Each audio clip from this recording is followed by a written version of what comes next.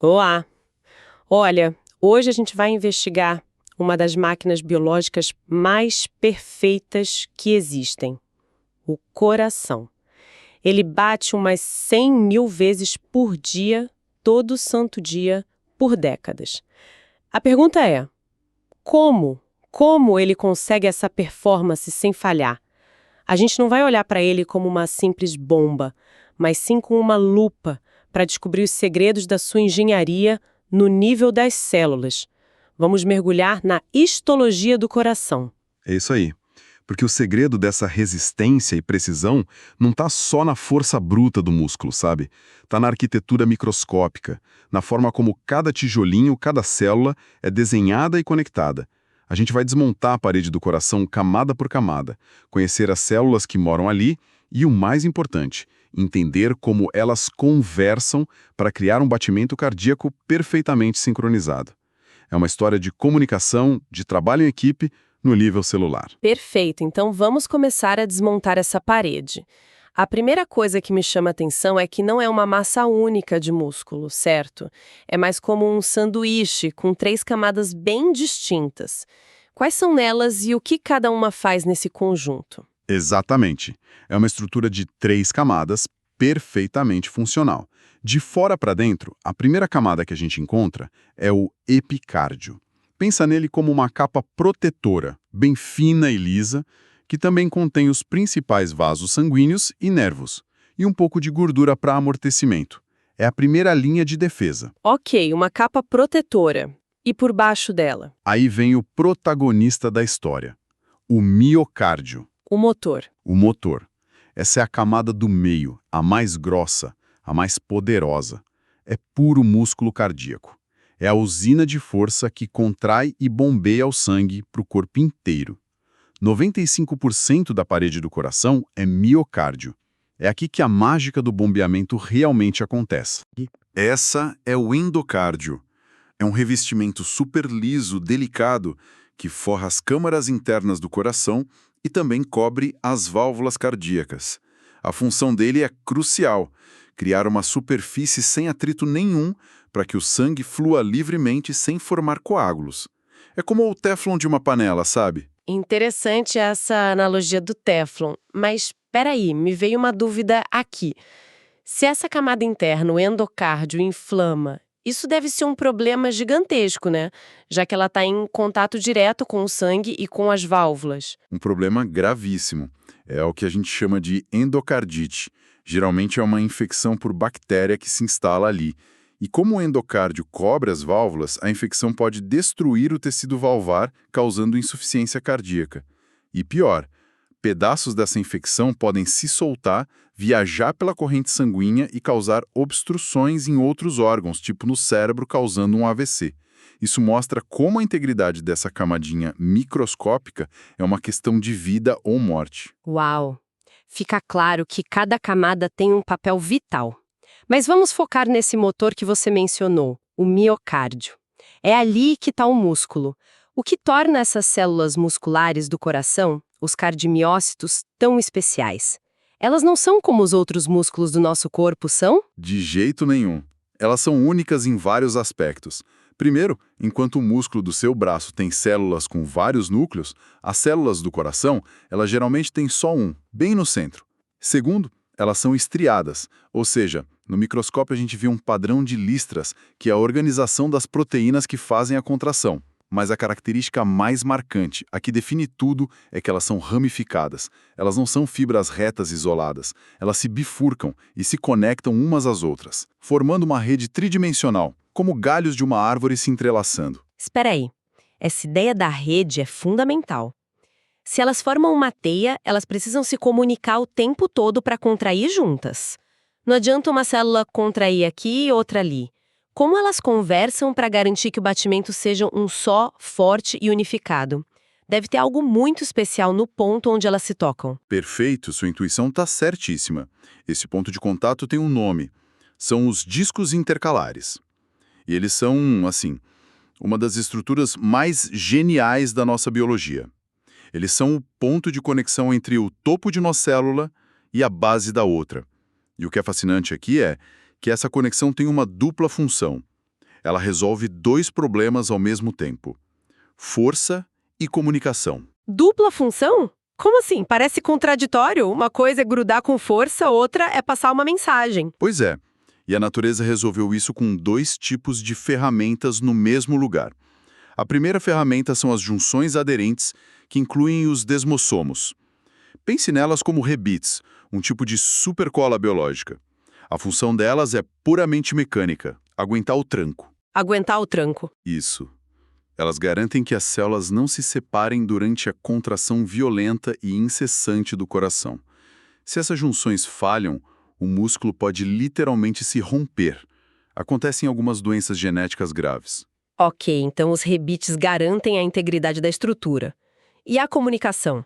Como o sinal elétrico passa de uma célula para outra tão rápido? Aí entra a segunda ferramenta, as junções comunicantes, ou gap junctions. Certo. Se as junções aderentes são os rebites, as comunicantes são como portinhas, ou túneis, que conectam diretamente o interior de uma célula com o da sua vizinha. Esses túneis permitem que íons e o sinal elétrico passem de uma célula para outra de forma quase instantânea. É uma velocidade absurda. É essa comunicação ultra rápida que faz milhões de células agirem como se fossem uma só, um sincício funcional. O sinal se espalha como uma onda, garantindo que todas contraiam em perfeita harmonia. Que incrível. Então, no mesmo ponto de contato, a gente tem a cola que impede o rompimento e os canais que garantem a comunicação. E a velocidade dessa comunicação deve ser crítica, imagino. Crítica é pouco. A tolerância para atrasos é a zero. O sinal atravessa essas junções em microsegundos. Se essa comunicação ficasse um pouquinho mais lenta, o que acontece em algumas doenças ou por efeito de certos medicamentos, a onda de contração se quebraria. O resultado seria uma arritmia caótica, em que o coração treme em vez de bater. A vida depende da perfeição desses pequenos túneis. Isso nos leva a uma outra questão. Já entendemos o músculo e como ele se comunica para agir como um todo. Mas quem dá ordem inicial? De onde vem o primeiro estímulo elétrico que diz, agora contraiam? O músculo não decide isso sozinho, certo? Não mesmo. Ele é como uma orquestra bem ensaiada, mas que precisa de um maestro. E o coração tem seu próprio maestro, seu próprio sistema elétrico embutido. O comando inicial vem de um pequeno aglomerado de células especializadas chamado nó sinoatrial, que fica lá no topo do átrio direito. Ah, o marca-passo natural do corpo. Exatamente. Ele dispara impulsos elétricos num ritmo constante, umas 60 a 100 vezes por minuto. Então o sinal começa nesse nó, se espalha pelos átrios e aí vai direto para os ventrículos, as câmaras de baixo. Quase. E esse quase é um dos detalhes mais elegantes do sistema. O sinal se espalha pelos átrios, fazendo eles contraírem primeiro, para empurrar o sangue para os ventrículos. Mas antes de chegar nos ventrículos, o sinal elétrico é obrigado a passar por um segundo nó, o nó átrio-ventricular. E o papel fundamental desse nó é criar um pequeno atraso, uma pausa de uma fração de segundo. Um atraso. Mas por que o sistema ia querer criar um atraso de propósito? Parece ineficiente. Pelo contrário, é o segredo da eficiência. Essa pausa é essencial para dar tempo aos átrios de esvaziarem completamente o sangue para dentro dos ventrículos, antes que os ventrículos comecem a contrair. Se não houvesse esse atraso, átrios e ventrículos contrairiam quase ao mesmo tempo, e o bombeamento seria um caos. É esse atraso que cria o ritmo tum-tá do coração. Primeiro os átrios contraem, o tum, pausa, depois os ventrículos, o tá. Faz todo sentido. A pausa é estratégica. Ok, então depois dessa pausa, o sinal precisa se espalhar pelos ventrículos, que são muito maiores, de forma super rápida e organizada. Como isso acontece? É aí que entra a fibra óptica do coração. Depois de passar pelo nó átrio-ventricular, o impulso desce por um feixe de fibras e se espalha por uma rede de células muito especiais, que revestem os ventrículos por dentro. As células de Purkinje. Células de Purkinje. Elas são diferentes das células musculares normais do miocárdio, né? A descrição delas é bem particular. É uma diferença crucial. Elas são, na origem, células musculares cardíacas, mas que foram modificadas e especializadas para uma única tarefa: condução elétrica em altíssima velocidade. Pensa assim, a maioria das células do miocárdio são os trabalhadores braçais, cuja função é contrair e gerar força. Certo. As fibras de Purkinje são os supervisores com walkie-talkie. A função delas é espalhar a ordem de contração o mais rápido possível para todos os trabalhadores ao mesmo tempo. Elas garantem que a contração do ventrículo comece de baixo para cima, de forma coordenada, para ejetar o sangue com máxima potência. É estranho pensar que células musculares foram reprogramadas só para conduzir eletricidade. Não é um desperdício de uma célula que poderia estar ajudando a bombear? Na verdade, é o auge da eficiência biológica. Em vez de cada célula passar o sinal lentamente para a vizinha, o sistema criou uma autoestrada expressa. As fibras de Purkinje conduzem o impulso elétrico umas 4 a 5 vezes mais rápido que as células musculares comuns. Isso garante que a contração do ventrículo seja explosiva e sincronizada. E isso nos leva a um detalhe visual muito curioso que estudantes de histologia sempre notam.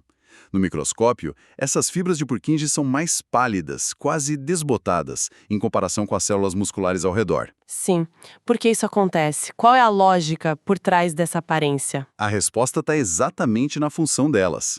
Como o trabalho principal delas não é contrair, elas têm muito menos daquelas proteínas organizadas, as miofibrilas, que formam as estrias e geram força. São essas proteínas que absorvem a maior parte do corante rosa ou roxo que a gente usa para colorir os tecidos. Com muito menos maquinário de contração no interior, elas simplesmente não absorvem tanto corante, e por isso parecem mais claras, quase vazias. É um exemplo perfeito de como a forma, até a cor no microscópio, segue a função. Um histologista experiente bate o olho e sabe, ali está a fiação do coração. Fascinante. Entender esses detalhes, a razão de uma pausa no 9, a diferença de cor de uma célula de Purkinje. É isso que transforma o estudo de algo como a medicina de uma simples memorização para um entendimento profundo de como a máquina funciona. Saber não só o que é, mas por que é daquele jeito. Se você é estudante e quer se preparar de verdade, entra agora em medicob.com.br, baixa o app e aproveita o maior banco de questões do Brasil, com provas anteriores de todas as instituições, questões comentadas, resumos práticos, aulas completas e flashcards prontos para revisar onde quiser. Então, se a gente juntar todas essas peças, qual é a grande imagem que se forma? A gente começou com a ideia de uma bomba, e agora temos um sistema de uma complexidade absurda. A imagem que se forma é a de uma obra-prima de engenharia bioelétrica e mecânica. Não é só um músculo, é um órgão com camadas protetoras e de baixo atrito, um motor central com células interligadas por rebites estruturais e canais de comunicação instantânea. E tudo isso é regido por um sistema elétrico próprio, com um marca-passo, temporizador e uma rede de fibra ótica para garantir a sincronia perfeita. Cada detalhe microscópico que a gente discutiu existe para otimizar a função macroscópica de bombear sangue sem parar por uma vida inteira. É a união perfeita de estrutura e função. A arquitetura celular define a performance do órgão como um todo. Não dá para entender um sem o outro. Exatamente. A eficiência do coração não vem só da força, mas da inteligência do seu design. A histologia nos permite ler a planta baixa desse design. A gente vê como a forma das junções, a localização dos nós, a estrutura das fibras de condução, tudo foi otimizado ao longo de milhões de anos de evolução para criar uma bomba que é ao mesmo tempo potente, resistente e incrivelmente confiável. Realmente, uma análise que muda a forma como a gente enxerga o coração. Muito obrigada por essa aula. Eu que agradeço. E para fechar, fica uma reflexão. A gente pensa no coração como um músculo, mas como vimos, a função dele depende tanto da sua fiação elétrica quanto da sua força mecânica. Isso nos leva a uma pergunta final. O que acontece quando essa fiação falha? Quando um canal de comunicação em um disco intercalar se fecha ou quando o marca-passo natural fica instável? Aí nascem as aritmias, os bloqueios, as condições que levam à morte súbita. A base para entender, diagnosticar e tratar essas doenças que afetam milhões de pessoas está exatamente aqui, na histologia, no entendimento de como uma célula se conecta à outra. É a prova de que os maiores segredos da vida e da morte, muitas vezes, estão escondidos nos